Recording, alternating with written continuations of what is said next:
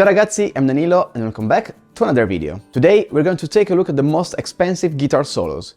But what does that exactly mean? I mean that if you want to achieve those guitar tones in order to get the closest possible to the original songs, you will need two things.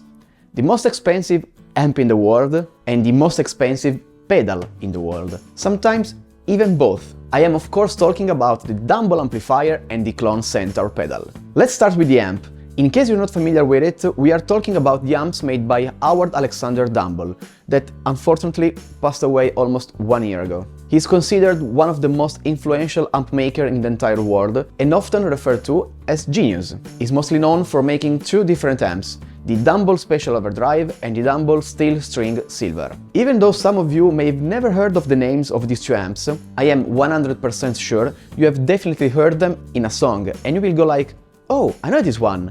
Oh, and this one as well. Okay, but why these amps are now the most expensive in the world? Even before his passing, these amps had price tags ranging from $50,000 to $200,000. That's because those amps were all-hand built and made in very limited quantities. Not only that, not everybody could get an amp from Dumble. You needed to prove you were worthy of having one built specifically for you, by making Alexander listen to the music and songs you were making. Another thing to consider is that each amp is unique. Even two Special Overdrive, so the same model, will sound a bit different from each other because they were built with the artist that requested in mind. Also, the waiting list for those amps was crazy, and huge names in the guitar world were on that list. That also had a major key factor to the prices, of course. Without spoiling the ones you're going to see in this video, let me make some honorable mentions of guitarists that use a Dumble. Jeff Beck, Joe Perry, Santana, Larry Carlton, Kenny Wayne Shepherd and Eric Johnson, just to name a few. Now, moving to the most expensive and sought-after pedal in the world, we have of course the Klon Centaur. The Klon was introduced in the 90s by Billy Finnegan. He wasn't satisfied at all with the TS9, so he decided to make his own version, but more transparent and uncompressed, unlike the original one. He made just over 8,000 pedals, and needless to say, you all know how rare and desired those pedals are now. Personally, I don't see the reason why these pedals are that expensive.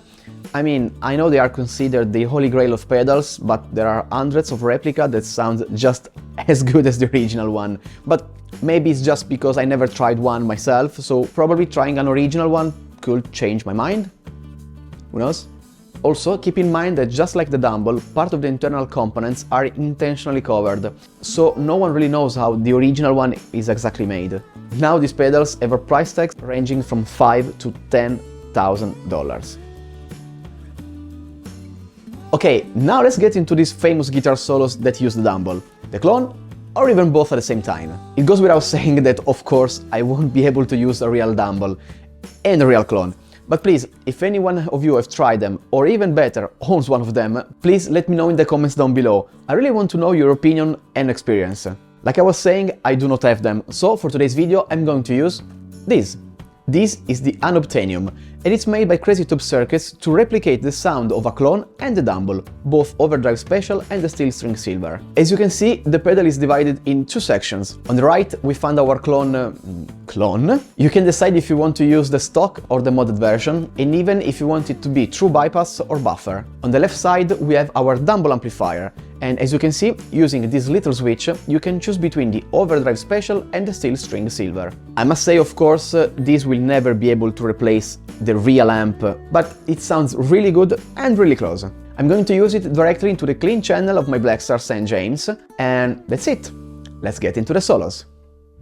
The first solo has to be, of course, one from the man himself that actually inspired Alexander Dumble to create the amp in the first place.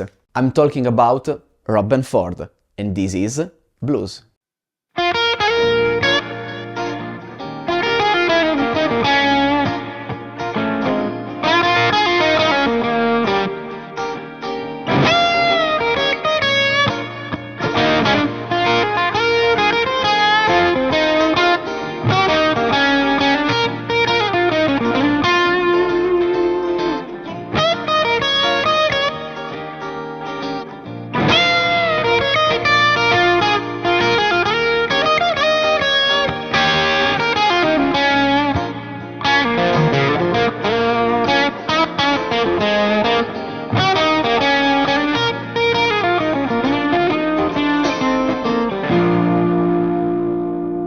For the second solo, we need of course to talk about John Mayer. He owns and uses more than one Dumble, and not only that, he also has a clone in his pedalboard as well. Here's the guitar solo from Slow Dancing in a Burning Room.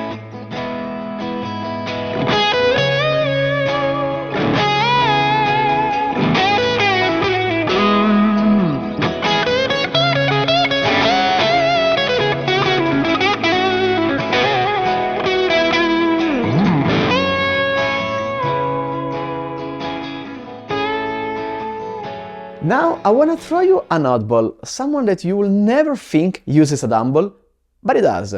I'm talking about Ben Harper, and this is Diamonds on the Inside.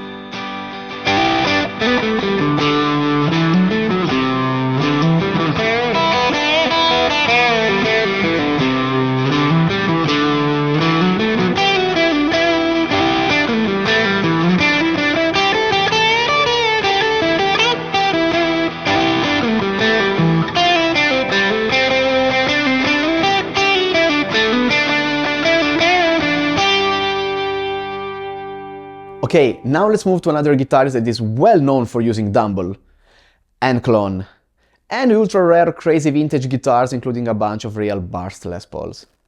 This is the solo from Stop by Joe Bonamassa.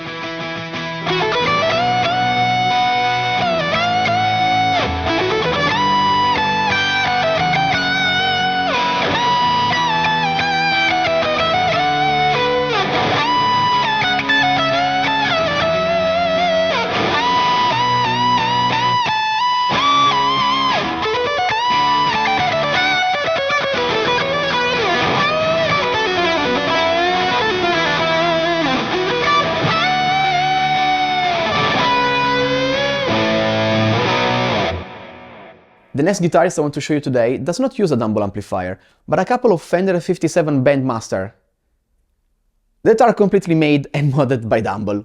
So basically, it is a Dumble amp inside the chassis of a Fender Bandmaster. Here's Wonderful Tonight by Eric Clapton.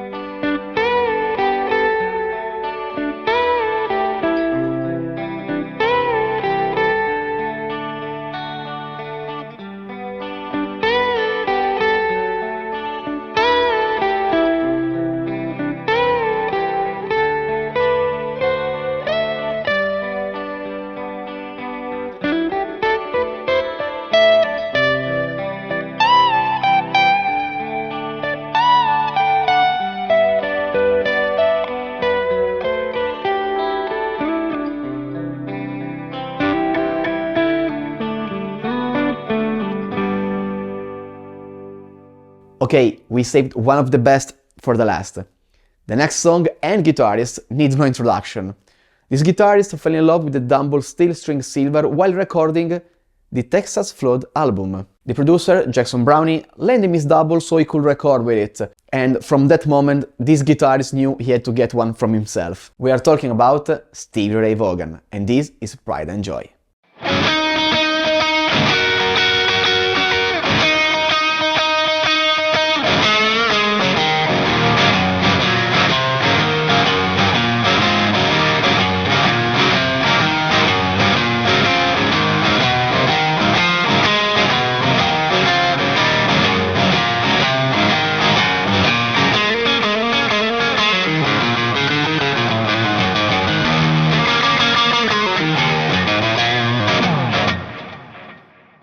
Okay, and that was it for today's video. Huge thanks to Face Distribution and Crazy Tube Circuits for sending me over the Unobtanium. I will leave the links to the pedal in the description in case you wanna check it out for yourself.